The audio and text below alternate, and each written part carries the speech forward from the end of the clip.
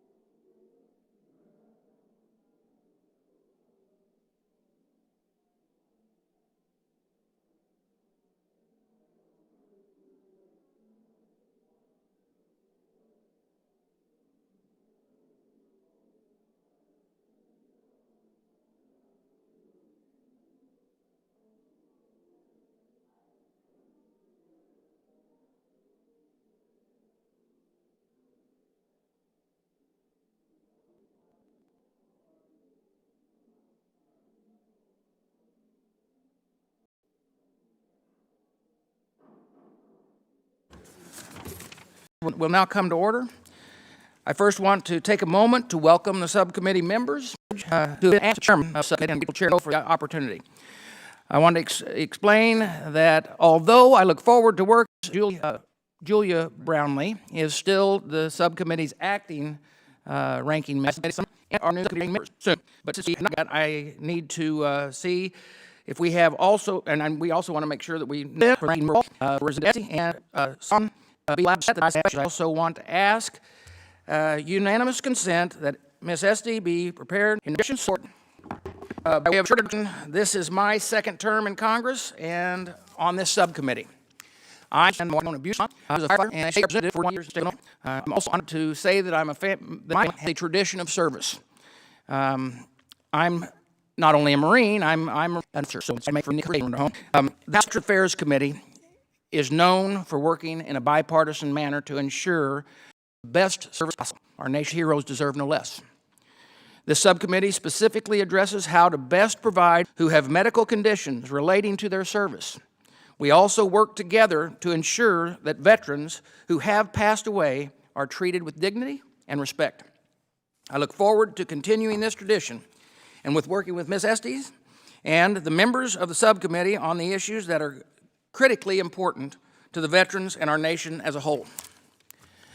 That said, the first meeting subcommittee oversight hearing of the 115th Congress will focus on how National Work Queue, or the NWQ, has impacted the department's ability to process disability claims. Before the NWQ, the VA's practice was to process a veteran's claim at the region office in the state where the veteran lived. The challenge was that some regional offices had large backlogs, and other veterans in those states were often left in limbo. Even if the regional offices in other states would have been able to process the claims faster because of not being so busy. The NWQ is supposed to increase efficiency by automatically assigning the claim to the regional office with the most capacity. On its face, this is a common sense idea. The NWQ allows the VA to distribute its workload evenly across the nation to reduce waiting times for veterans who file claims for benefits. However, there are some concerns about whether the NWQ is actually performing as it should.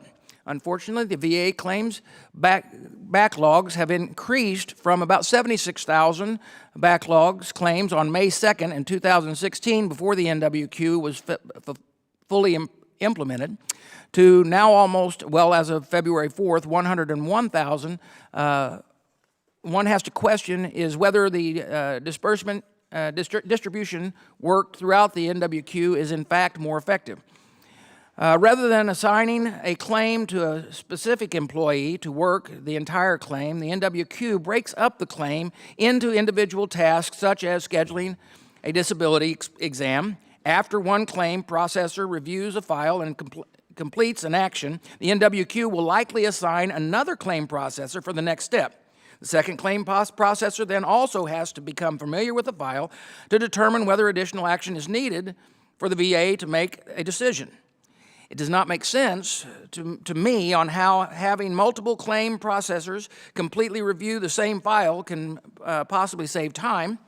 We will hear from our second panel as well, and it's comprised of the veteran service organizations, the VSOs used to receive an advance copy of the rating decisions before it was sent to the veteran. This practice gave the VSOs 48 hours to review a proposed decision and raise objections before the decision was finalized. But now the NWQ has been deployed. VSOs complain that they no longer have a chance to review a decision and try and resolve errors before any incorrect decision is sent to the veteran. I hope the VA will explain what steps it's taking to work with the VSOs to ensure the VA decisions are accurate. I am also looking forward to learning more about how the VA intends to monitor employees' production and quality standards now that the NWQ has been implemented. I also hope that the VA will tell us more about what the department intends to do to tackle the current backlog of appeals and non-rating claims and how it plans to leverage NWQ to do so. Again, I want to thank the witnesses for being here today, and with that, I want to call on the distinguished ranking member, Ms. Estes, for her opening statement. Thank you very much, Mr. Chairman, and I appreciate your warm welcome, and I'm delighted to be joining the committee. I'm happy to be here today as the ranking member designate of the Subcommittee on Disability Assistance and Memorial Affairs, and I'm looking forward to working with all of you to ensure that the veterans that we are honored to represent are receiving all the quality of care and the rapid service that they and their families deserve. A bit about my background: I'm in my third term in Congress. I am the daughter of a Navy man, granddaughter of an Air Force, daughter-in-law of Air Force, and have niece and nephew who are Army. So we've got to get somebody. We need Marine. You know, we're working on getting a Marine in the next generation. My district, in the 5th District of Connecticut, is proud home to over 40,000 veterans, a long service tradition. In my office, it is always issue number 1, 2, or 3 for constituent services. We've made it a core part of our mission. I hire veterans proudly in my office, and I'm committed to ensuring that everyone who has served this country is served in turn by all those of us who enjoy the freedoms that they secured. I want to thank Mr. Murphy and the deputies from the VA for appearing today to help us understand how the National Work Queue program is functioning now that it's been rolled out in all 56 regional offices. Now, in speaking with Connecticut veterans, it's my impression that the claims backlog in our region has been reduced significantly, and I want to congratulate you on that progress. However, I also want to understand some of the issues and delays that do remain, and I look forward to working with you to improve the claims process going forward. To the VSO witnesses here today and to the thousands of VSO-sponsored veteran service representatives in every part of the country, you are providing reassuring and dedicated assistance to veterans as they navigate the disability process and pensions process. And I thank you for your commitment to veterans and to making sure that it gets done right. I know we're all here for the same purpose. We want to enjoy the benefits and speed and accuracy of automation. But we need to ensure that that personal touch is ensured and that our veterans are treated with that care, and the VSOs have provided that. So I'm looking forward to hearing from you today how we get the best of both worlds, the high tech and the high touch. I know that's our objective, and we are not there yet. I think we're in agreement, but I do know that everyone is committed to getting us where we need to be. And so I will be looking forward to the testimony and working together collaboratively to get us here. And I see we have been joined by the current ranking, my good friend, colleague, and classmate, Julia Brownlee. And my work buddy from the gym, I see Mr. Kaufman has also arrived. Thank you, Ms. Estes. Okay, I ask that all members waive the opening remarks as per this committee's custom. Now I would like to welcome our first of two panels. Thank you for taking the time to be here today. Our first witness is Mr. Thomas Murphy, who is the Acting Undersecretary for Benefits. He is accompanied this morning by Mr. Willie Clark, the Deputy Undersecretary for Field Operations, and Mr. Ronald Burke, the Assistant Deputy Undersecretary for Field Operations. I want to remind the witnesses that your completed written statement will be entered into the hearing record. Mr. Murphy, you are now recognized for 5 minutes. Good morning, Chairman Bose, Ranking Member Esty, and members of the committee. Thank you for the opportunity to discuss the implementation and progress related to VA's National Work Queue. The NWQ is a workload prioritization and distribution tool designed to match claims assignment capabilities with VA capacity regardless of geographical boundaries. This tool provides the means necessary to ensure veterans receive a more timely decision on their disability claim. The NWQ uses sophisticated system capabilities to uniformly prioritize VA's electronic claim inventory and allow for the collection of enhanced data on processing efficiencies, areas for quality improvement, and issues impacting processing capabilities. This new environment allows VA the flexibility to move claims to locations around the country that have the capacity to take the next action on the claim while maintaining the flexibility at each facility to assign work to the right person. One of the principal fundamentals of NWQ is to ensure that veterans are served equally, regardless of where they live. Our review of claims from 2015 shows that many In many instances, the timeliness of a decision was significantly impacted based solely on the state in which a veteran lived.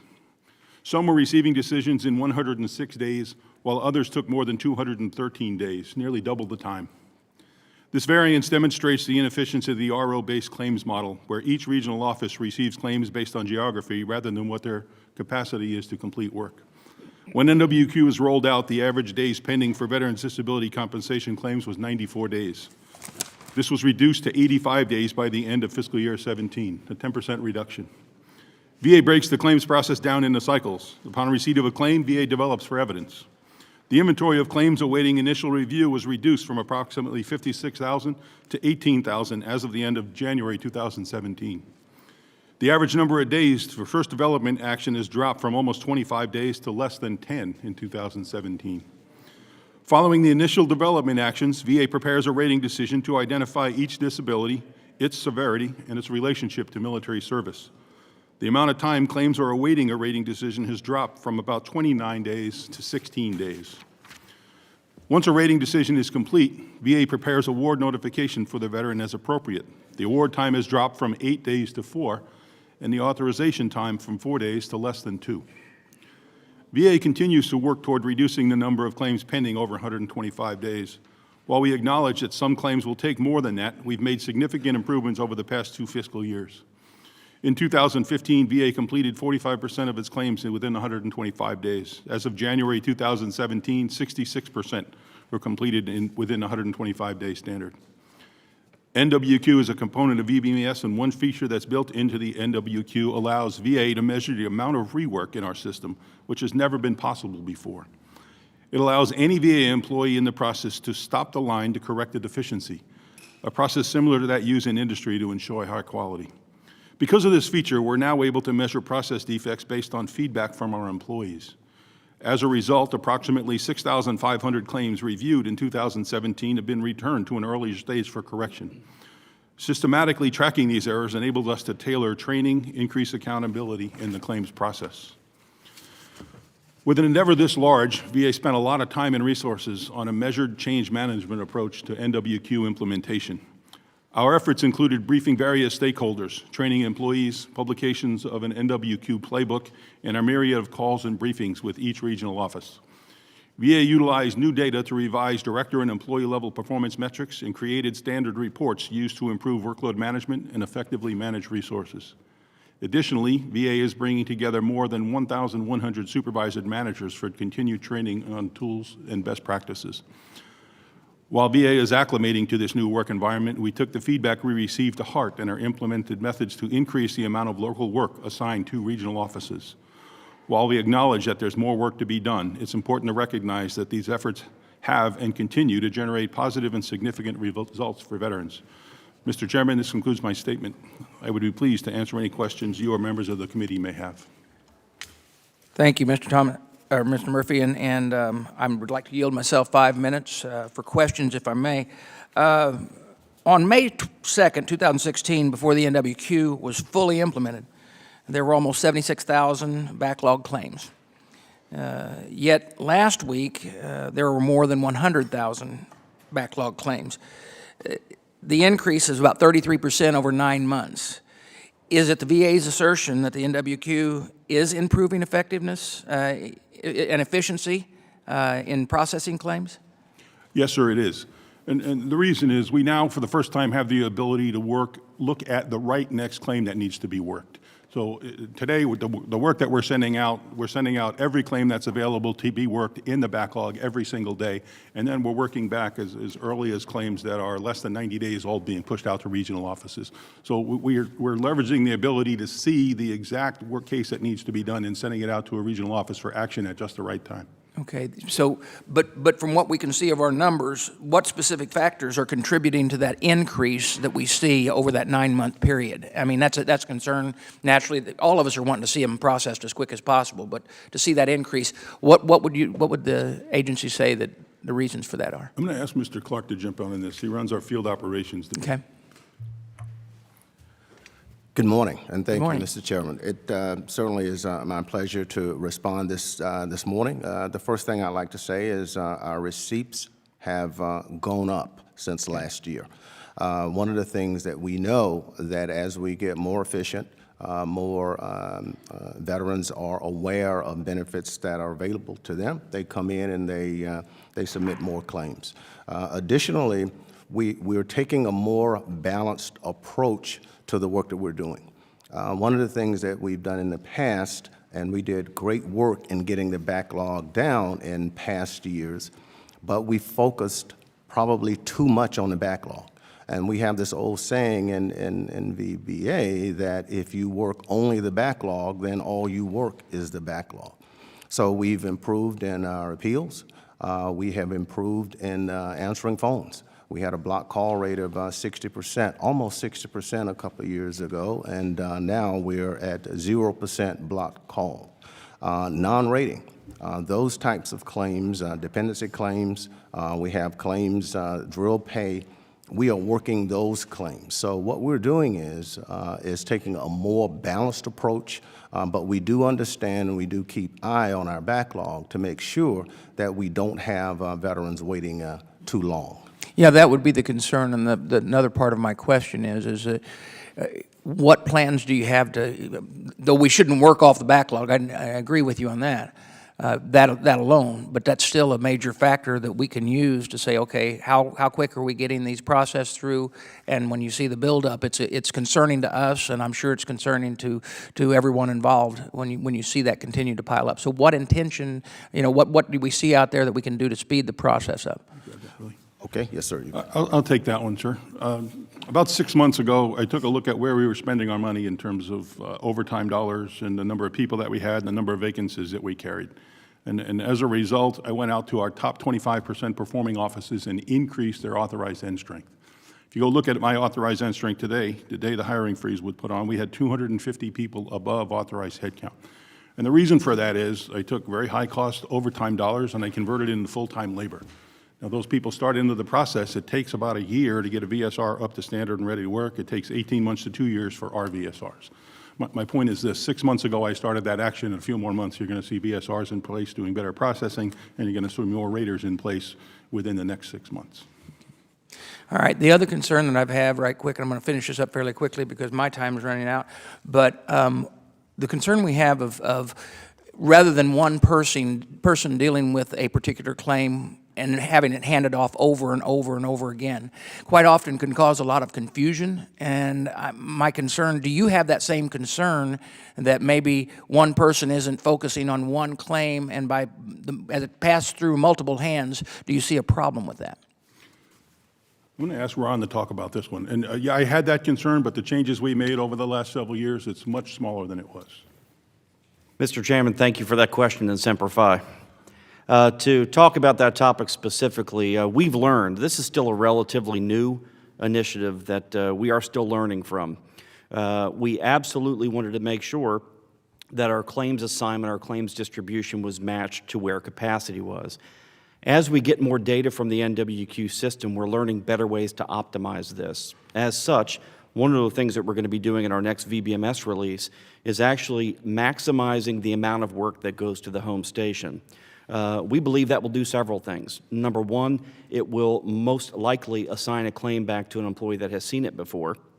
And as one of 2 former VSOs on this panel and one of 3 veterans, we also received that stakeholder feedback from our VSOs that the inability to have that work assigned to the home station more frequently was impacting them as well. We've heard that feedback. We have created an enhancement request that will actually, in our March release, allow us to almost reverse the percentage of claims being assigned to the same station. We believe that will help with the issue of multi-looks that you raise, sir. Okay, and just real quickly, if you can, because I know my time's expired, but how many, on average, would you think employees handle one claim as it processes through under the existing system? Well, what I could tell you, sir, is right now that the amount of work per each step in the process that's being assigned to the home station is about 30 to 35% of each daily distribution. We believe with the March release that will allow us to increase it above 50%, maybe as high as mid-50s. That will significantly reduce the amount of instances where multiple employees are seeing the same. Do you have an average of how many people touch the claims as they go through? Sir, it really depends on the claim itself, so I don't have a number for 3, you. 6, 8? Normally, in any environment, it takes 5 to 6 touches for a claim from initial development to completion to begin with. And I'll turn. Do what now? Just take one. Okay, we'd like to add that number to the record then. And I'd like to turn over to the ranking member, Ms. Jessie. Thank you, Mr. Chairman, and thank you all for your service and your commitment to work together with us to serve veterans better. I actually want to pick up where the chairman left off on this issue of ownership. I have a lot of manufacturing companies in my district. I'm a third-generation manufacturing daughter and granddaughter. And this issue about continuous improvement and lean does depend on ownership. And the VSOs have been that ownership.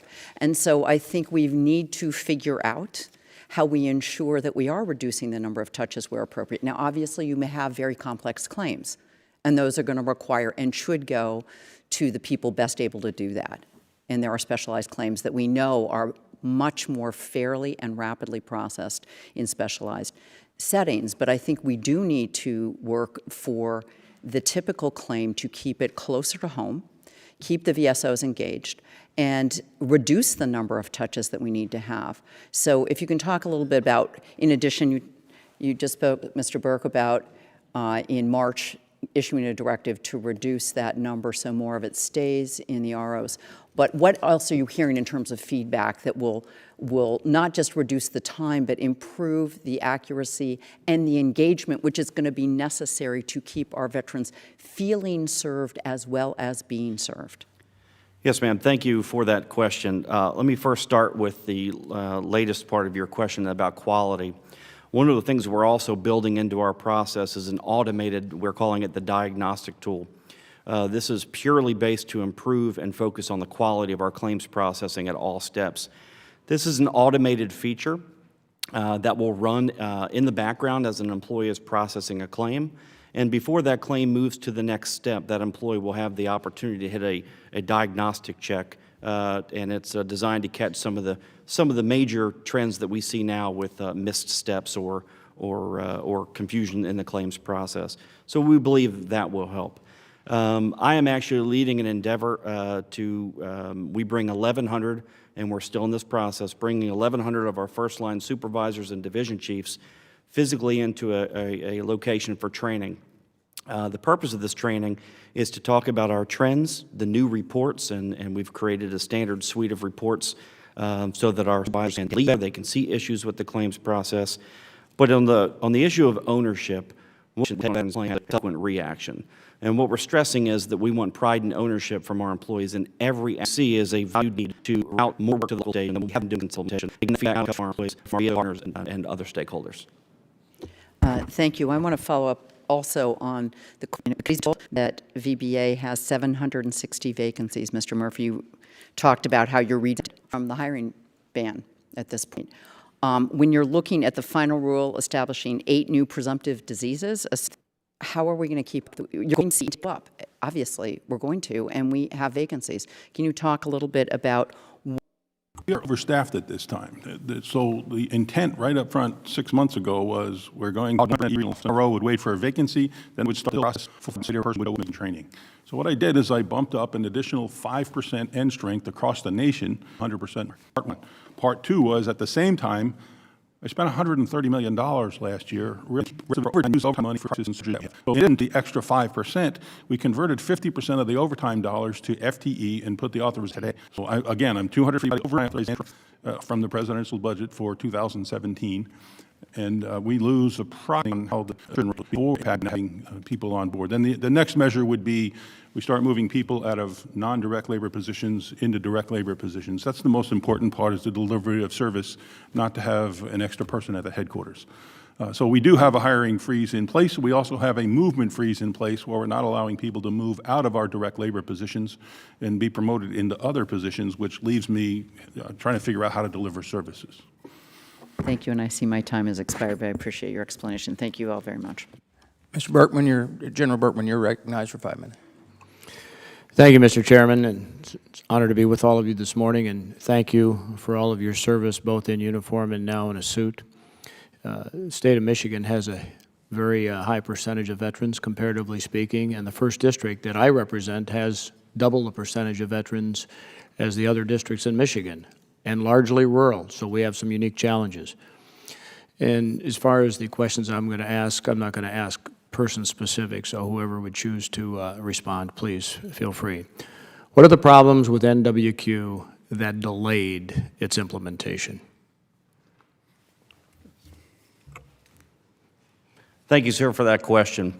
As with any release in VBMS, we go through a rigorous testing process. When we initially intended to deploy the national work queue before May, we had completed that testing. But testing in a testing environment is different than actually putting it in a production environment. Testing passed, everything was successful. As we went to go into the production environment, we intended to do so over the course of a weekend. We noticed that the actual production job, the job of pulling in claims electronically, prioritizing them electronically, and also staging the distribution to 56 regional offices took too long. Our goal is to always have claims deposited at a regional office and in an employee's queue before they start their day. We don't want any idle time. We don't want any employee waiting for work to do. As such, it's important for us that our entire distribution job starts at around midnight and needs to finish by around 4 o'clock in the morning.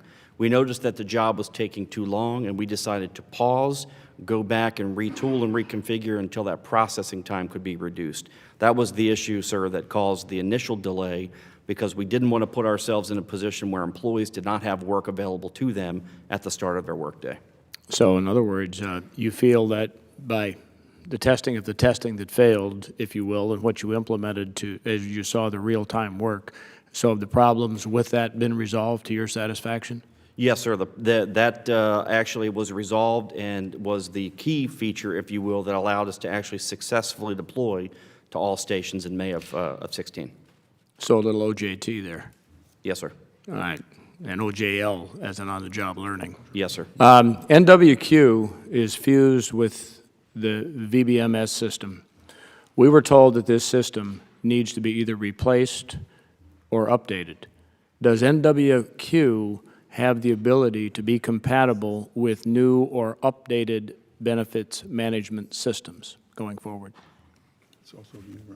So what I would say, sir, is when we designed and developed and built the national work queue, it was under the auspice of VBMS. It's certainly owned and operated at a different entity. I have a full team of administrators that operate the national work queue. But we do go through the VBMS process for any enhancements, any new features, et cetera. And so right now we are connected solely to VBMS, and we are dependent on VBMS right now to operate. So is that a yes or no? If VBMS is replaced with something, or we start from square one with NWQ again? I certainly think, sir, that if we were to do that, we would be dependent on integration, proper integration with a new system. And I'm sure as part of our doing that, that would be incorporated. We'd have to integrate NWQ with anything if we replaced VBMS. Okay. Why did it take 1 year after NWQ's implementation for the VA to impose new employee productivity and accuracy standards? Why did it take a year? I'll start with that one, and then I'll probably have Willie jump in. We went with a partial rollout, started the rollout in May timeframe. We didn't complete it until the summertime. And then we ran it from summer up until 2 months ago and looked at live production data using 100% of the population to develop standards, which we presented to the union in February, which go live on March 1st. So in the past, we've always used sampling of a couple of people. This time we used 100% of the population across the nation over a period of 6 months. So arguing or discussing or negotiating what individuals can produce is no longer an issue in the setting of standards, because we're using what you actually produced. So all of the discussions we've had in years past about what should the number be are gone. It's very simply, we used a statistical process, we laid it out, we used standard deviation, this is the performance standard, next step. So it took a little longer. It took us 6 months of live process, but now we have numbers that are actually right and based on what our individuals are producing on a daily basis. Thank you. I see my time is up, Mr. Chairman. Mr. Wald. Ms. Brown?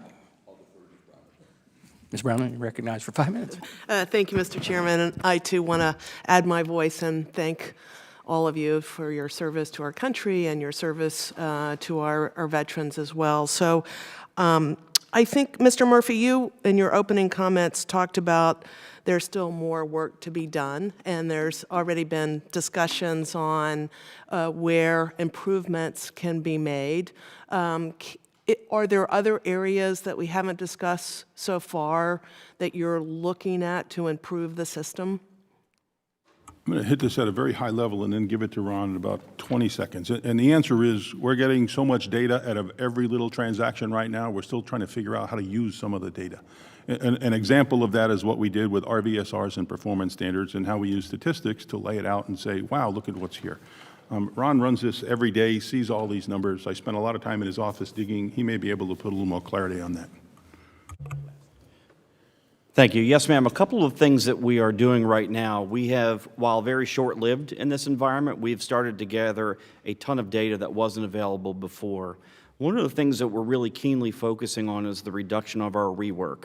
We now have an automated process that allows us to catch any time an employee indicates that a claim has to move backwards in the process. To that end, we're also able to discern whether that backwards movement could have been avoided or whether it was unavoidable. This allows us to take a look at improving training, improving gaps in policy or procedure, and really tailoring our training to meet the trends that we see. So one of the biggest things that this environment has allowed us to do by the implementation of an automated deferral process is to capture the daily data that we did not have before. And that really speaks more towards making sure that we have the right performance standards, making sure that we have the right training tools, making sure that as we create new reports for supervisors to use to manage both workload and for employee performance, that we bring them together, get on the same page, and actually provide some consistency that wasn't there prior to NWQ. Thank you for that. In terms of vacancies, Mr. Murphy, did I understand you to say that we lose approximately 40 employees per pay period? That's correct. Prior to the hiring freeze, we lost between 55 and 61 per pay period. There's a good percentage of those that were movements to other agencies. If other agencies are no longer hiring, then that number will reduce down to about 40 that would actually leave the federal government. And so are there additional reasons why you're losing that many people per pay period? Is it advancement or is it they're leaving? No, this is not turnover, moving to another job. These are people that are leaving the agency. And that's actually a very low number. I come from a sector where we ran 20 to 25%, 28%. We typically run in the low single digits percentage as an agency. So 40 people with a population base of 22,000, that's just normal retirements, and I've taken another opportunity someplace else. Back in 2013, I think, when we were first discussing this transition, and I really do believe that this transition has been, there are plenty of indications that it's been successful, and so I want to, congratulate you all in that endeavor.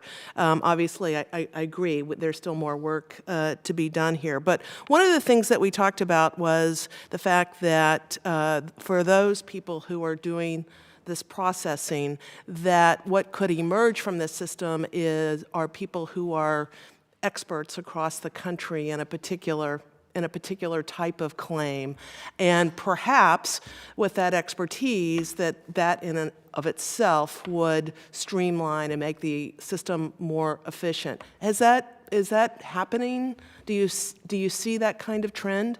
We have the data to give us that kind of trend. We haven't taken any action on it yet to actually physically realign. And the concept you're talking about is, let's say, St. Paul, Minnesota becomes experts at PTSD. So we route PTSD cases to that rating board because they're really good at that product. We do that at a lower level now with IDAS claims. We do it with Camp Lejeune contaminated claims, and there's several others where we do those in pockets to concentrate low-density things. But what you're talking about is a center of excellence where we would concentrate high volumes of work with some. We've got the data to do it now, but it's not an action that we've taken yet. It's certainly on the table for future improvements, though. So I think in this week's Monday morning workload report, the Los Angeles Regional Office, which serves my veterans, the average days pending is 105, while it's only 81 days in Fargo, North Dakota. I presume the VBA is tracking these numbers, but are you adding more people and resources in areas where you know there are going to, and you can anticipate that there are going to be more claims? Willie, you want to? Yes, ma'am, we are. And I recall going back, I oversaw the Western region, of which LA was one of those offices, and there was a point in time that the average claim was well over 6 months. Yep. So one of the things that we did previously, we would pick cases up physically and move them via UPS or we would just ship cases. And now with NWQ, this is why we're able to do things electronically. So on the aggregate, our average days pending and average days complete have lowered significantly. We do keep track of all of our claims that are pending. And one of the great things about NWQ is we can just target or send that work to places where we have capacity. So sometimes proportionately, maybe certain claims, a certain amount of radiation claims or what have you, may be pending at a particular RO. But on the aggregate, we send cases where we have a need to send work and where there is capacity, that's where it goes, and it goes every day at 4 a.m.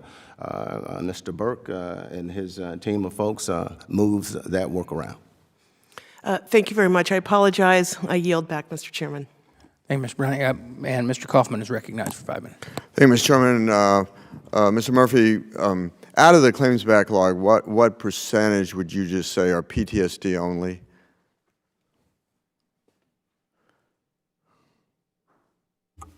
I'd have to go back and get you a detailed number on that one. I wouldn't even want to venture a guess, but what I can give you some idea. Is it the largest? Let me just ask you this. No, sir. Is it the largest right now in terms of pending claims? It would be in isolation, no, but in combination with others, yes. Okay. And then what are some of the, I'm concerned that we're not focused enough on our combat veterans in terms of the claims process. What can you give me, and again, just a very rough breakdown of just what I would call age-related issues in terms of the claims process, whether it's hearing loss that's not necessarily associated in terms of being, around explosions or around aviation assets and things like that? I can tell you what we have in terms of the top 5 to 7 conditions, the ones we see most frequently. So PTSD is very high on the list. Traumatic brain injury is fairly high on the list, but even much more common than that is tinnitus, hearing loss, and then musculoskeletal injuries for the knees, ankles, back. Those are the most frequently occurring conditions. Okay. And how well are you, tell me about your shift to a more electronic system. And I know that's somewhat controversial. I think that some of the VSOs have fought to retain a paper system because it's simply easier for some of the veterans that aren't sophisticated in terms of electronic communications to be able to utilize. But where are we at in that whole process? We don't work cases in paper any longer. There's a very small fraction of a percentage that's actually existing in paper still. It's all a paperless environment. In fact, a week ago, we completely emptied Philadelphia. There's no paper left in Philadelphia. We have a team in St. Petersburg right now, and in a couple of weeks, there'll be no paper left in that office, and then we're moving across the nation. By the end of the fiscal year, we'll have most of them done. By the end of next fiscal year, we'll be completely done with paper in all regional offices. And am I clear, you're down to about 18,000. Is it 18,000 in the claims back? What is the claims backlog now? The claims backlog as of this morning is give or take 100, 200 claims, Oh, okay. 99,000. How much? 99,000. 99,000? Yes, sir. Okay. And tell me where you want to be a year from now. I'd like it to be as close to zero as we can get. Okay. And that's probably, I don't know, 25, 30, 40,000, depending on the workflow. There's some cases that are never going to be under 125 days because you're just shortchanging the veteran to go away and do that. Radiation claims, long research history on exposures, et cetera. And it's just an injustice to the veteran to force it into a 125-day process. So to say that we're going to get to zero, that's just not going to happen. It's not the right thing to do. But it's certainly not. It can be smaller. Any system you've got, no matter how good it is, can get better, ours included. Have we just been pushing these claims to the appeals process? In other words, that we're just kicking them upstairs by trying to expedite and shrink the volume in terms of the claims backlog? No, sir. That just creates more problems for me to deal with later. We actually have stopped the growth in inventory in the appeals process. We're on an 8-year upward slide, steady growth. In the last 3 months, we've actually turned it and started reducing in the appeals process. And the reason for that is, 5 months ago, I locked in the appeals people and just made them an isolated, nobody could work on anything other than appeals if you were assigned to appeals. So that dedicated workforce, 1,495 people, work only appeals on their prime time, on their overtime, any time that they're working. And then that focus, along with just a little bit extra pressure and a few modifications and change in process, has resulted in us flattening and starting to bring down the overall number of appeals. Now, inside of that, the number of appeals sitting at the Board of Veterans Appeals is growing because we're producing them faster and pushing them across to the Board of Veterans Appeals, which leads us into the legislation pending in Congress now about appeals reform. Okay. Mr. Chairman, I yield back. Mr. Walsh, you recognize. Thank you, Mr. Chairman. I appreciate it. And Mr. Murphy, a special thank you to you. I know you've been through this whole process as the claims reached its peaks, as we addressed it. You adjusted fire and fired for effect and reduced them as we were hoping would happen. I, for one, am grateful that you chose not to take your talents and go elsewhere where you could probably be paid more and have less headaches. I do appreciate that. It's a work of passion. It is a passion, and it's been apparent, and I think that's what our veterans deserve. It's what they demand, and I think it's important for us because I've watched you come here on numerous occasions through this, but always with a goal on that end of working together. So I'm appreciative of that. Just a couple things, and this is coming from our VSOs, who I know you're a good partner with, and I truly know, and I'd like a special thank you to your employees too. I literally watched those folks out at the St. Paul RO burn the midnight oil on numerous occasions during the backlog, and they brokered in a lot to them. I agree with you on this. We were paying a lot of money for overtime that needed to be done, but I think to smooth this and keep things going, that does make more sense. So when we talk about accountability, we talk about hiring freezes, we do need to talk about, in the long run, hiring and retaining really good people can not only do the right thing for veterans, it can save us money in the long run. And so I appreciate you on that. Just a couple. Our VSOs expressed concerns that their rep can't find that contact information when they need to reach out to a VA employee in the RO to correct an error. How does that happen, or how do you respond to them when they say that? I got to get the details to Mr. Burke on that one. Okay. Sir, thank you. We've tried to ensure no degradation of service or relationship between our VSOs at the local regional office and the staff there. To that end, we're all learning from this process. It has posed some challenges. We are adjusting fire, as you referenced, but we have designated personnel in each regional office, the same regional office that the VSO resides in, that have been put on kind of an ancillary role, if you will, that they can serve as a direct liaison between that VSO and that office. No matter where the claim is, they have a peer that they reach out to kind of facilitate those discussions. Admittedly, it's a process that we need to improve on. I think we're really, really good in it in some areas, and in some, we get a reminder from our partners once in a while that it may not be working as intended. So we want to make sure that there's that local flavor, both a high technology, high touch type thing that was referenced earlier today, but certainly an area that we'll continue to to improve. No, I appreciate that, and I certainly appreciate the spirit that you're approaching that. These are your partners in it. They're good at it. They know, and that's just a force multiplier for all of us. So I'm grateful for that. And I'd just end with one, and you brought it up, Mr. Murphy, with Camp Lejeune, and we're coming up on the 14th. And I said this in hearings at the time, I continue to say it, a lot of the backlog came out of the Niemer claims, which I am glad that it was approved, that we were there, and I feel like I added a lot of work for you by pushing that through, and when the Secretary added, I understand that, and I don't think we gave you the necessary upfront resources once the Niemer claims went through that did cause that. It's not an excuse, but it's certainly a reason. Are we going to be okay this time that we're not going to see that? I know the numbers are probably far less, but not certain of that, and how that will be handled. We're talking specifically about the Camp Lejeune case? Yeah, on the 14th, am I right, on March 14th, the Yeah, eight that date's coming up presumptions will... here shortly. The difference, what got us bogged down last time was the uniqueness of the Niemer claim and the fact that you had to go back and do a page one review, literally decades old. That doesn't apply in this case. This is claims that have filed since we did the notice, plus, so it's point forward. It's a completely different type of work. And the fact that we put the presumptive in there, yes, it's certainly going to bring more volume in the door, but the presumptive helps speed the process up. Because Are you going to funnel those through one RO, or are you going to just kind of handle it in the normal process? Ideally, we want to keep them in the one RO because we have that center of excellence we were talking about just a moment ago. If they can't handle the volume, we're going to have to train another and expand it. So we'll have to keep a very close eye on that. So, but you're concerned, you're focusing on it, you're there, you're ready to adjust to it, but you don't anticipate anything near the disruption that the Niemer claims No, caused. nothing at all like that. Niemer claim was a tidal wave, and this is going to be a real small one by comparison. Great. Well, again, I'm grateful. I appreciate you being here as always, and it's about service to those veterans, and it's clear, as I said, of watching you over the last half decade or so that you've done what you were expected to do. I yield back. Thank you, sir. We want to thank you for your testimony. We appreciate you being here today. If we have any follow-up questions, we'll be sending those your way. And I thank you for being here and for what you do. And hopefully we can improve on this. But we'll move on to our next panel, if that's all right. And if the second panel, then we'll come to the witness table.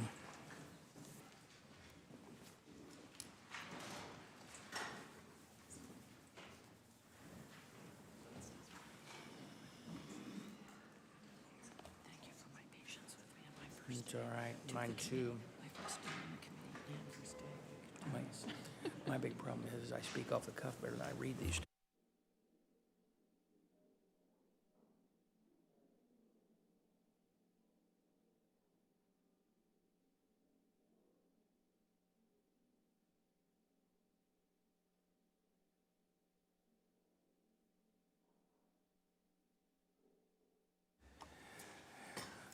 I want to say welcome to everyone and thank you for coming today. Our second panel includes Mr. Zachary Hearn, the Department Director of Claims and Veterans of the Veterans Affairs and Rehabilitation Division of the American Legion, Ms. Kelly Yoon, the Director of Veterans Benefits of the Vietnam Veterans of America, and Mr. Ryan Gallucci, the Duty Director of the National Veterans Services for the Veterans and Foreign Wars.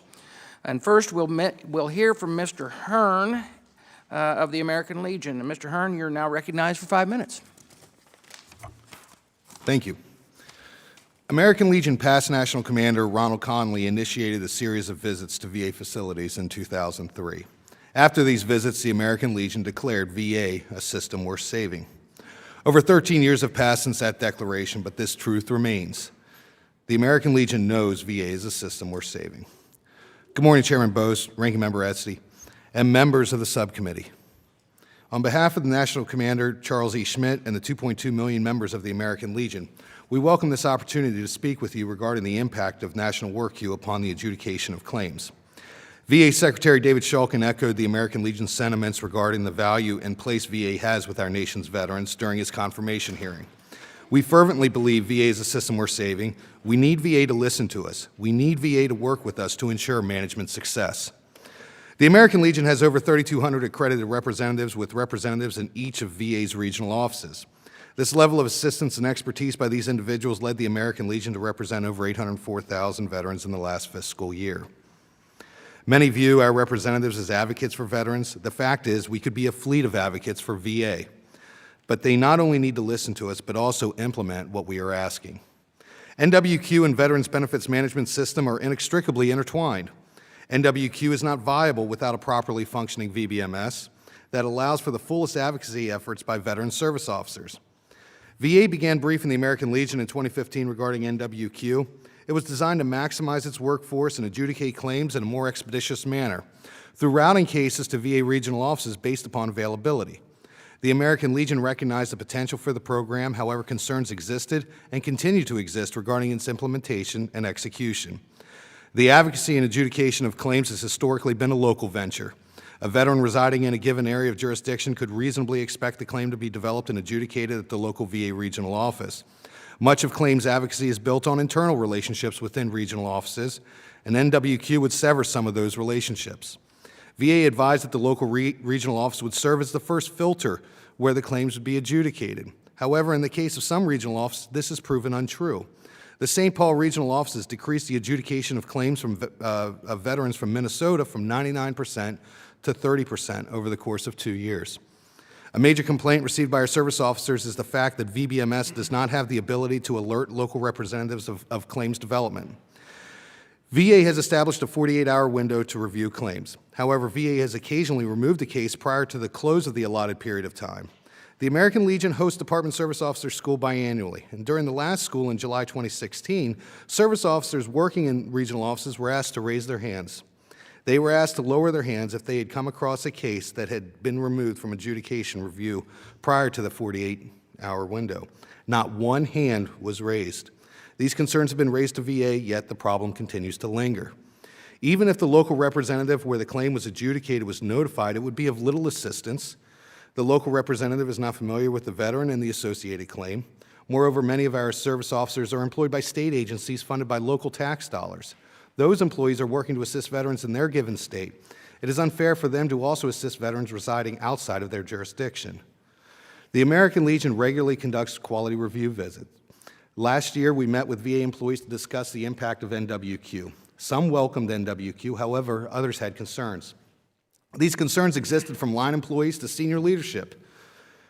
The VA employees noted that a disconnect exists. A developer at one location may not develop the claim to the degree required at another location, causing added delays in the process. Another complaint involved NWQ pulling back cases into the virtual queue and redistributing after a substantial amount of development occurred at the original regional office. Despite completing the bulk of the work, the original regional office does not receive the credit. One senior leader stated that it's disheartening to have an employee complete the bulk of the work while another location gets the credit. In a production environment, this could hurt morale. VA has taken great strides in reducing its backlog of claims from its peak in March of 2013. The implementation of fully developed claims and VBMS have allowed VA to enter the 21st century. VA needs to truly believe that veteran service organizations are stakeholders and a fleet of advocates that could be used to improve their product. They simply need to listen. Chairman Bose, Ranking Member Esty, again, on behalf of the nation's largest veteran service organization, we thank you for the opportunity to speak about this issue this morning, and I'll be happy to answer any questions that you may have. Thank you. Thank you, Mr. Hearn. And Mr. Gallucci, you're recognized for 5 minutes. Thank you. Chairman Bose, Ranking Member Esty, and members of the subcommittee, on behalf of the 1.3 million members of the VFW and our auxiliary, I want to thank you for the opportunity to testify on this issue. I know in my written testimony the situation with National Work Queue looks dire, but I want to clarify that the VFW supports NWQ, and we believe that this is how VA can maximize efficiency, using every resource at its disposal to deliver consistent, quality, accurate, and timely benefits to veterans. NWQ shows significant promise in meeting this objective. Our concerns rest with the final step in the process for veterans represented by accredited VSOs like the VFW. Unfortunately, this issue is so complex that we saw prudent to articulate every way that we believe this affects VA's ability to deliver a quality product to veterans and our ability as advocates to provide quality customer service to our veteran clients. By decades-old policy, VA allows VSOs 48 hours to perform a final quality review on proposed rating decisions, allowing us to identify any potential errors and get them corrected before the decision is sent to the veteran. VSOs see this as a chance to ensure VA gets it right the first time. Based on VFW's analysis, we find errors in about 1 out of every 10 claims that we process, and we can usually work with VA to fix them before the veteran ever knows. This is not only a positive for the veterans we serve, but also a benefit to VA. On a grand scale, if VSOs can perform quality reviews on all ratings and explain the context of the decision to our veterans, we cut down on appeals and build confidence in the VA system. On a local scale, VSOs learn to become stronger advocates, VA staff learn to be more meticulous raters, and veterans receive consistent, accurate, and timely benefit decisions. While this policy has been supported by VA management, the VFW has seen examples where personnel in regional offices, potentially reacting to pressures on productivity, will finalize rating decisions before the 48 hours expire. We have also seen NWQ pull ratings out of regional offices while they're still in the 48 hours, meaning our representatives lose optics on them while the clock ticks. We have also seen brokered workstations immediately finalize rating decisions for work under their jurisdiction if no VSO representative is present in the office, in accordance with VA's manual M21-1. This makes it impossible for the VSO representatives who originated claims to track their work regardless of the filtering workarounds offered by VA through VBMS. We appreciate that VA has offered these workarounds like zip code filtering and a potential new field to filter by station of origination, but as we articulated in our written remarks, these workarounds do not solve the overall problem. Our objective as accredited VSOs is to serve as the public-facing advocate to help veterans navigate the complex VA benefits system. As such, we align our resources to either the needs of the community, as we see in North Dakota, or the special mission of the VA regional office like we see in Winston-Salem and Salt Lake City with the pre-discharge claims program. When VFW takes power of attorney for a veteran client, the veteran is placing his or her trust in the VFW to serve as a quality advocate in not just filing for VA benefits, but also ensuring any awarded benefit is accurate. Our representatives in the field must build trust and credibility with not only their clients, but also their local VA colleagues to properly advocate for veterans. When our advocates do not have the opportunity to review the work for their clients, everybody suffers. At first, it may look good that VA was able to send the rating decision to the veteran more quickly, but this is no good if the decision is inaccurate. As our representative in North Dakota said, we have lost local advocacy. The VFW's ask on NWQ is really threefold. First, return proposed rating decisions to the station of origination so that the VSO representative who is most familiar with the claim can conduct a proper review. Second, lock the 48-hour clock in VBMS so that VA staff cannot pull back the rating decision before the VSO clicks reviewed or the 48 hours lapses.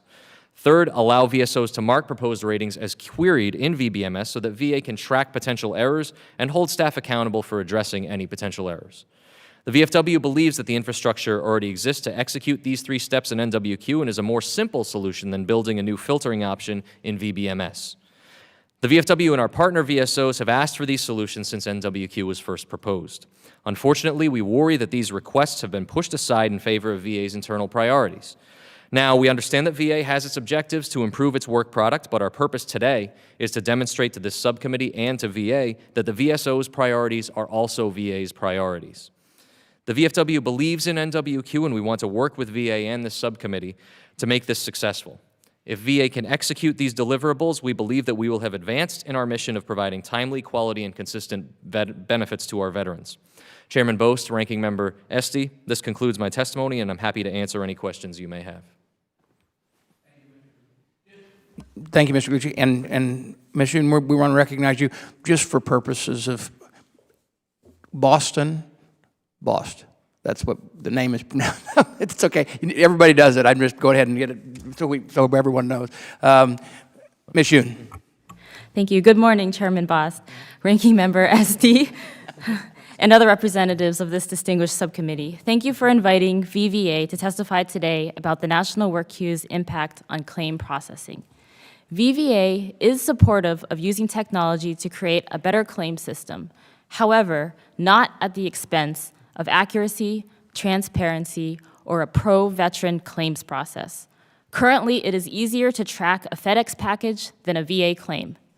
VA has sidelined VSOs during the development and implementation of the National Work Queue by not prioritizing the crucial role of service representatives.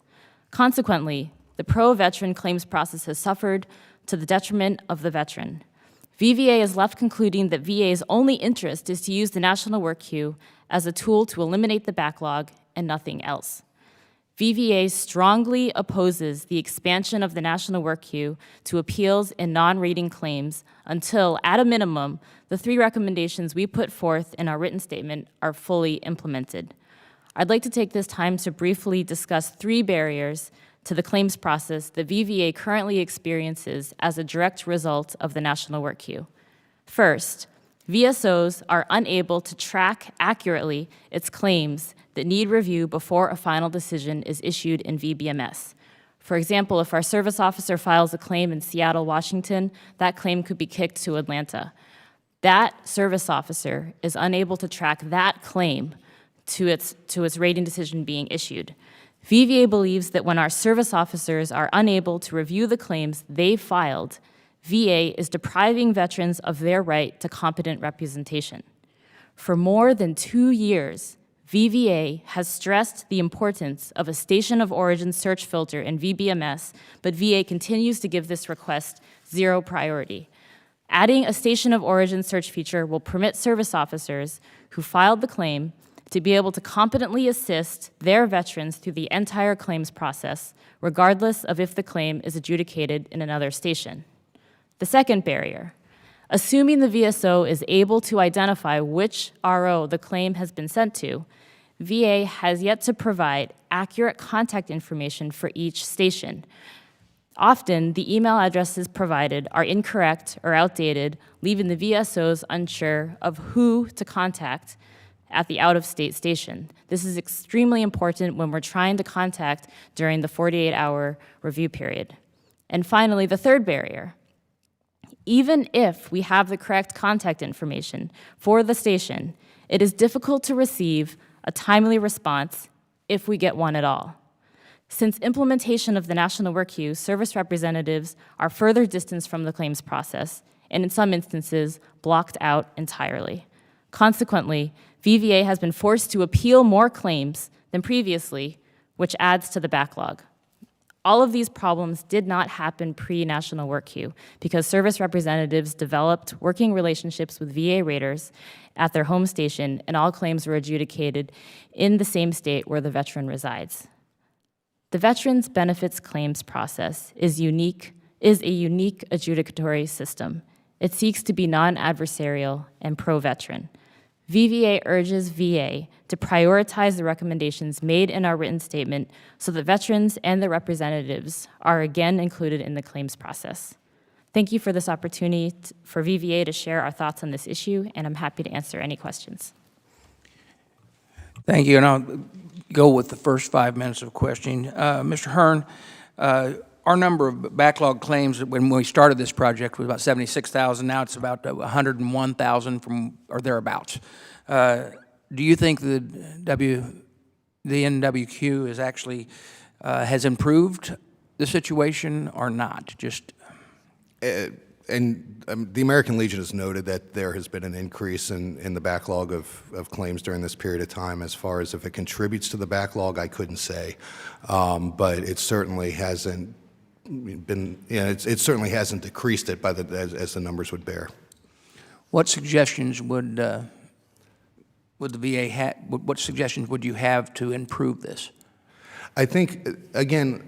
A lot of it, when we go through and we look at how these claims are being adjudicated or they're being processed in the system, there's a lot of back and forth that's going on between the VSR and the raters. In one location, if you take let's just say you take a poor performing regional office, and that developer cuts the mustard as far as they're concerned there. Then it goes to a rater at a higher performing area where they wouldn't accept that as being the necessary development. So then the rater ends up kicking it back, and so here this starts slowing this process down. Had this been in the same office, the person could have walked across the service center and said, hey, look, you need to fix this. We need to schedule an exam. We need to do this level of development. So I think that some of these issues are probably contributing to a certain extent. Okay, then that kind of leads to this question. Right now, I just ask you specifically what input you would have through your organization. So I'm gonna ask this of all 3 members. Has the VA asked each one of you what they could do to improve this, and what has been the response?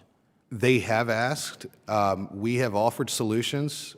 And we continue to ask for those same those same asks keep getting asked over and over and over again over the last 6 months to a year, I would say. Mr. Gallucci? So thank you, Mr. Chairman. I do want to reiterate what Mr. Hearn said because that was really an overarching theme in our testimony as well, is that we persistently make requests of VA on things that they need to prioritize in changing their business processes. But we don't know where those stand on their list of overall priorities. What we're trying to convey to VA is that our priorities aren't just the priorities of VVA, American Legion, and VFW. They're the priorities of the veterans that we serve. And we provide that customer-facing advocacy. These men and women walk into our offices, call our offices, they develop interpersonal relationships with our representatives, and so we need to be able to provide that personal advocacy for them. It also becomes a problem, not to get on too much of a tangent, but where these different processes happen in different offices. We've heard anecdotally that sometimes there's duplicate work happening, so they may order an exam that wasn't necessarily needed, or as Mr. Hearn said, it'll get kicked back into the process someplace that it didn't need to be. So I think my recommendations would likely echo the American Legion's in improving the business flow in those regional offices. It's good to hear that VA wants about 50% of the work to stay at the original office of jurisdiction, but again, I don't know if that's going to solve their problem. Automation has the potential to improve this process. Ms. Yoon? Yeah, I would also concur with Mr. Hearn and Mr. Gallucci. VVA has continually, as I stated earlier, for years been working with the VA to try to explain what we need in order to assist the claims process. And like I mentioned, because of our inability to properly track and assist claims with the original service officer who worked on it, it forces us to appeal claims that we wouldn't have had to appeal pre-National Work Queue, thereby adding to the backlog. So I would just emphasize that again, as Mr. Gallucci said, we are all on the same team. We're trying to do the same thing and achieve a final and just decision at the lowest level possible. And the recommendations that we've put forth seek to achieve that. Well, let me tell you, I think this committee is on the same team with you as well. In your original testimony, you actually brought up the fact that quite often the communications come with the wrong email address. Yeah, so as it was earlier stated, the VA has provided a contact person or generic mailbox at each RO.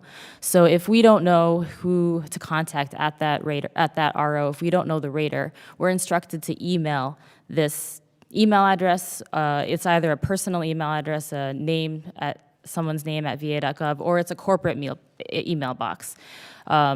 Those email addresses are often wrong, and we'll send the email to the person we're supposed to contact, and the response, well, if we get a response, which is common to not get a response, you're contacting the wrong person.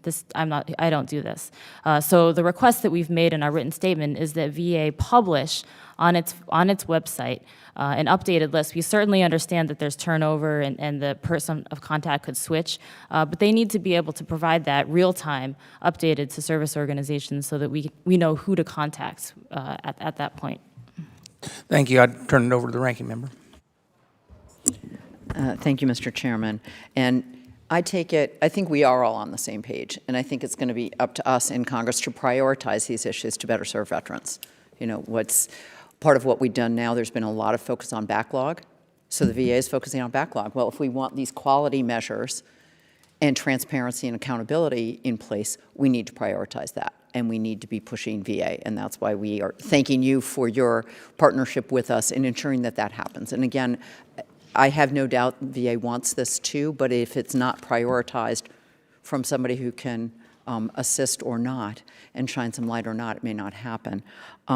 Is the 50% goal enough? You know, we heard from Mr. Murphy that their goal is now to return 50% or leave 50% in the RO. Any thoughts from the three of you on whether we think that's an appropriate goal?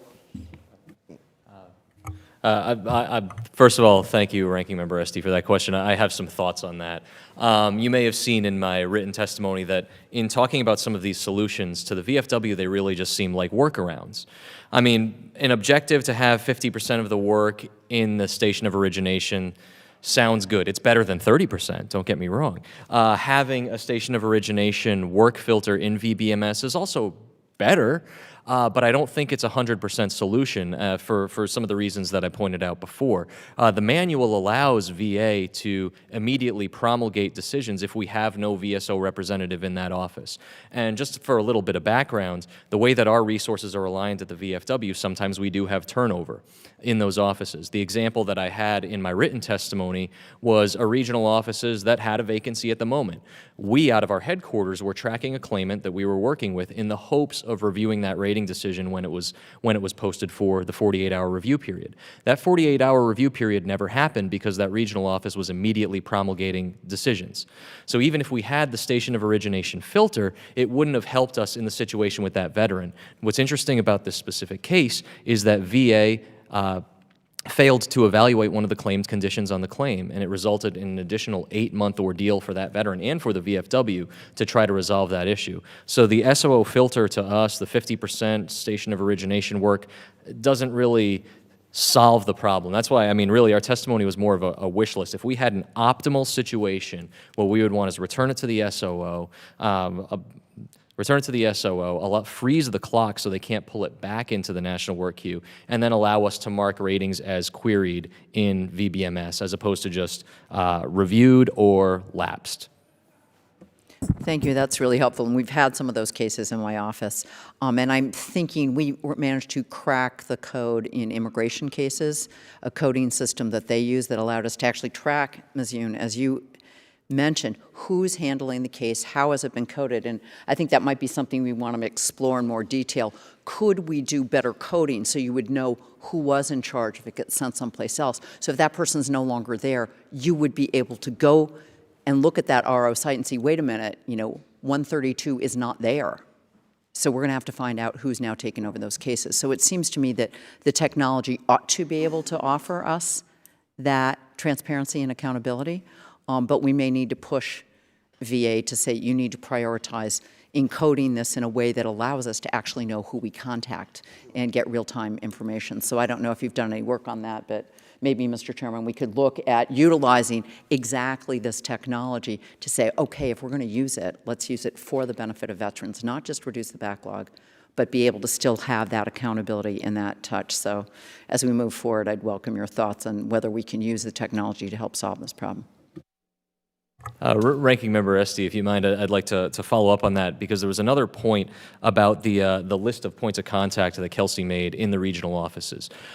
This becomes problematic because it takes reporting of errors outside of that digital environment. So VBMS is a digital claims management environment, how VA is tracking all of their work, and Mr. Murphy articulated that they've been able to glean so much data from there that they're able to identify breakdowns in the business process and hold individual employees accountable.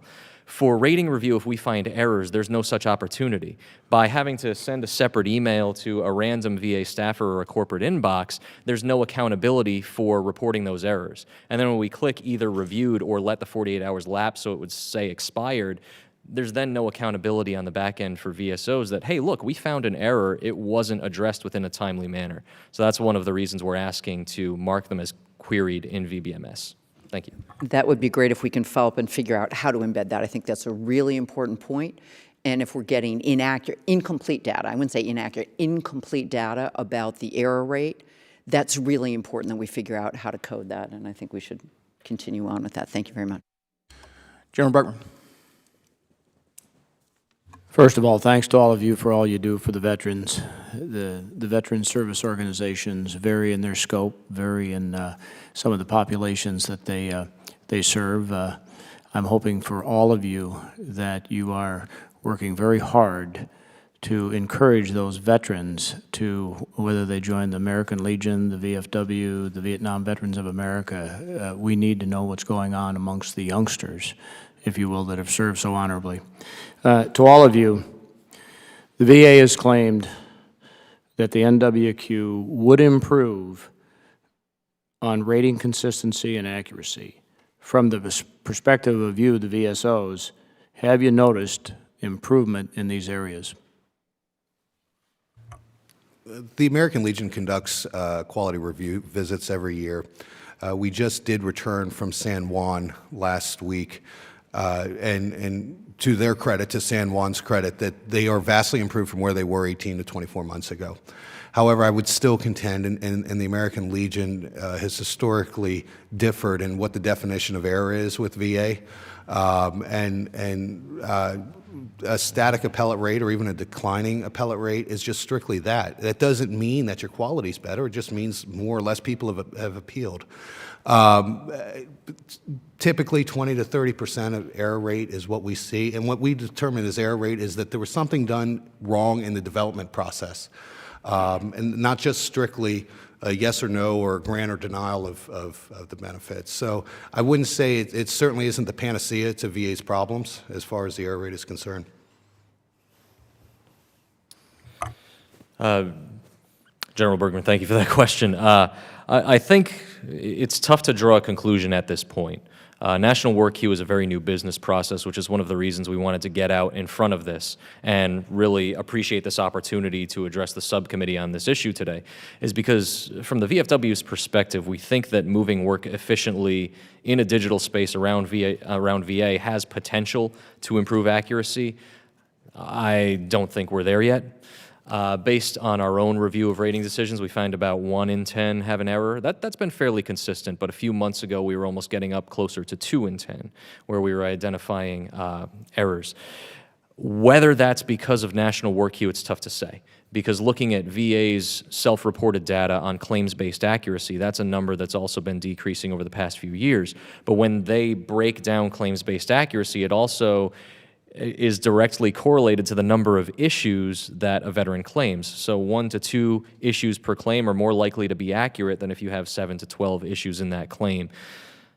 And that becomes a problem because veterans are claiming more issues as they become more aware of the benefits to which they're entitled. I think, at least from the VFW's perspective, it's too soon to tell, but one of our objectives here today is get in front of it and make sure that VA can provide us with the tools we need to hold them accountable for any errors and fix them before they go out the door. Yeah, I don't have too much to add. I concur with both statements already made. I would just emphasize that I do agree that it is too early to determine whether it's helping. I do agree that there is potential with the additional data that we can get from the National Work Queue. However, I would also emphasize that if we continue along the pathway that we are without including the VSOs into the process of the claims process, then it could potentially have very negative impacts on the accuracy of decisions. Okay. Thank you. Mr. Hearn, how do you feel VA handled the rollout of NWQ? It's kind of interesting because when VA was testifying, the statement had been made that they're just now hearing that cases aren't being adjudicated at the local level as much as the VSOs would like. But when it was rolled out, we were initially told that essentially the right of first refusal was the local regional office. When you've dropped from 90+% down to 30% in Minnesota, that's not even hitting majority. And so that has been a big problem with us. And it's not only that, but it's also dealing with the issues of claims development, not getting our mail, that's the mantra we're hearing from our service officers is we want our mail back. In other words, if something happens along the claims process, as far as development is concerned, unless the VSO or the service organization is specifically putting that veteran's claim number in, there's no way for the veteran to, or the accredited representative to know. So we need this type of information as well. Thank you. Ms. Brownlee. Thank you, Mr. Chairman, and thank you all for your testimony. It seems to me that this is, a pretty simple problem to resolve, and there should be ways in which it can be resolved. And, you know, I would just ask the chairman and the ranking member if, you know, we don't have the VA here now, and so we can't ask them that question, but we need to ask the question, you know, when are you going to take these recommendations in? When are you going to have a response to them? We believe it's a priority, and we want to make it a priority for you. And when will that happen, and when can they report back to us on it to make sure that it does indeed happen? I mean, it is, you know, within the VA sent out a fact sheet, you know, when this process was going to be incorporated, and they made a strong commitment that the relationship between VSOs and the RO managers will not change as a result of this new process in WQ. Clearly, you're making it very clear to all of us that that is not the case. So timeliness of these benefit claims are clearly important, but the quality of those claims and the role that you play and the relationship to the veteran at home is equally as important. So I hope that we can clear this up sooner rather than later. I just wanted to ask, can the veterans check the status of their claims through their e-benefit accounts? Yes, they can, but it's not like Domino's where you know for certain they're putting the cheese on the pizza. Sometimes they say they're putting the cheese on the pizza, but they're just putting the sauce. I mean, it's a different. It's not a good reporting structure. And it's not a good reporting structure because. In other words, from the input that we've gotten, I'll get calls from veterans in my office, and they'll say, you know, e-benefits says this, and I'll be looking at VBMS, and it's not matching up exactly, so I have raised this issue before with VBA going back years, and I've said, you know, if again using Domino's as an example, if they can figure this out as far as where they're, you know, what toppings they're putting on the pizza, why can't VA use a similar technology? And I've never really gotten a good response on that. To me, that would be an easy solution, like you were talking about. Okay. Well, I guess I really don't have any more questions. It seems the problems have been laid out pretty clearly, and I think to resolve it seems to be pretty simple. So I will yield back. Mr. Kaufman? Thank you, Mr. Chairman. Let me ask each of you first. Do you think that the claims when they switched to the new system, were the claims processors up to speed? And ready to go? Were they trained up for this? Mr. Hearn, let's start with you. By claims process, do you mean on VA side or our representatives? VA side. Anytime you implement a new system, there are going to be problems, I think, but at large, I would say that they were trained on how to do it. I think one of the things that we need to caution with is that everything is getting more electronic, right? Everything they're sitting there, they're gleaning all this information out of the system. No baseball umpire is a computer. We still need the human element in this. And there is too much reliance within the network when they're saying, if the computer shows that this could be potentially an error, to avoid a quality review hit, they won't override that. And that sometimes has been some of the problem that we've noted in there. But as far as their understanding of the system, it's been my experience when working with the employees that they've been properly trained. Mr. Galusi. I would tend to agree that there was proper training prior to implementation. However, because this was such a complex overhaul, I think the unforeseen consequences made it much more problematic, at least on our ends as VSOs, whether just how much work was moving around. I think even, and I pointed out in my testimony that they had moved work for the pre-discharge program, benefits delivery, discharge claims.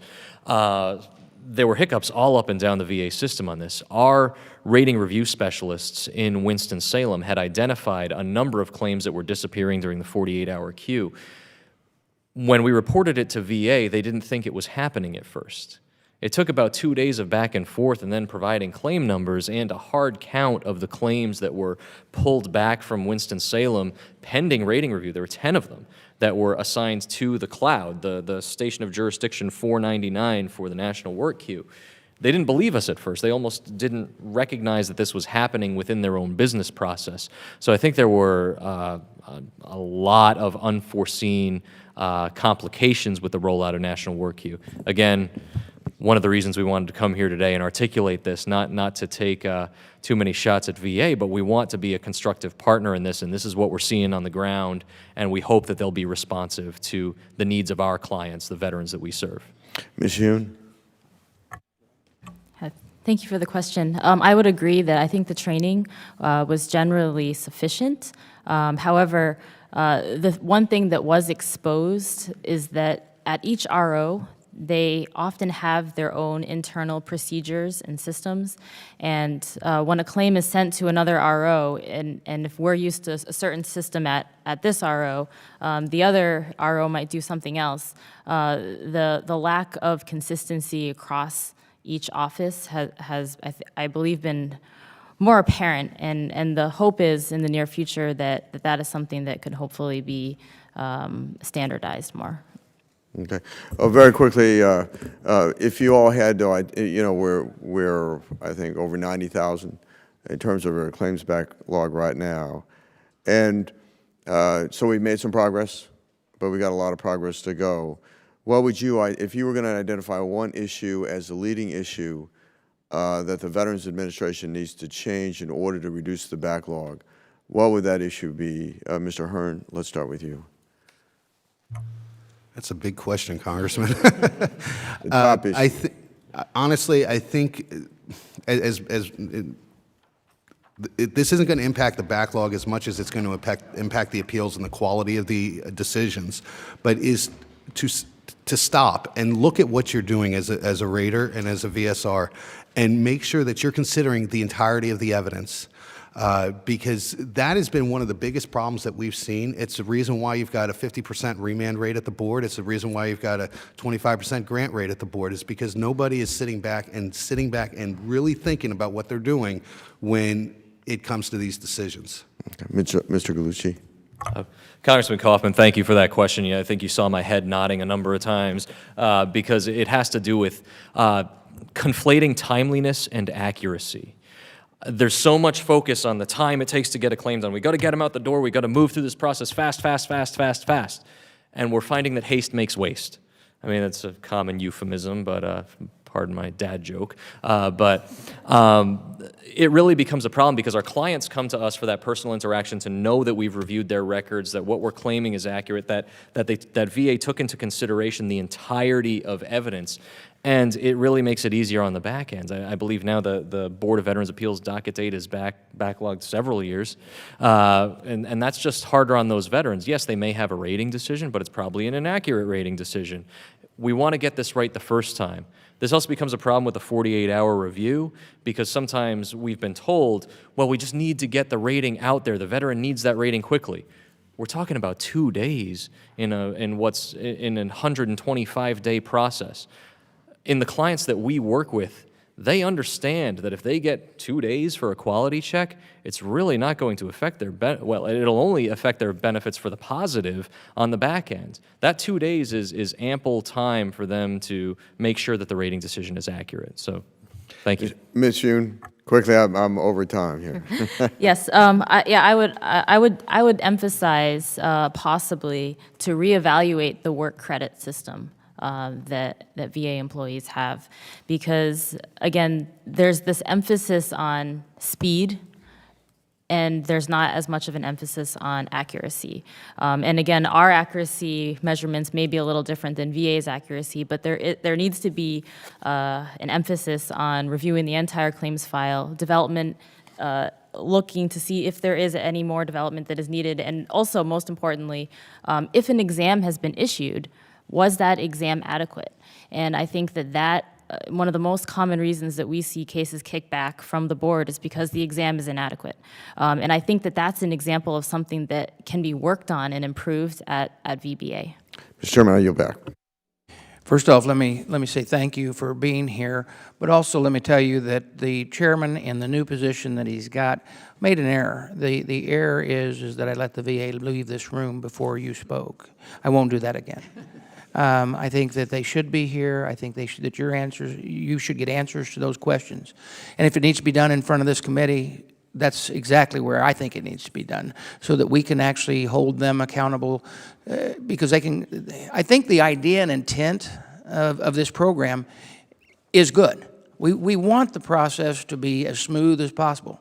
But when it takes away your ability to be the advocates that you need to be, and you have, I'm not saying the VA doesn't have their best interest of the interest of the veteran, but you being the overseers that you are, we want to have you have that opportunity to do that. We will redo this at some time and make sure that we can tell the VA we want to see a progress date of where we're at and where the communications are opened up with you. I say that with this committee, that we will definitely move forward with that, and we'll do this again. So thank you so much for being here today. Anything? Thank you very much. The committee is adjourned. Do I need something else done there? No. Okay. I should have read that last part. Is that what you're saying? Yeah.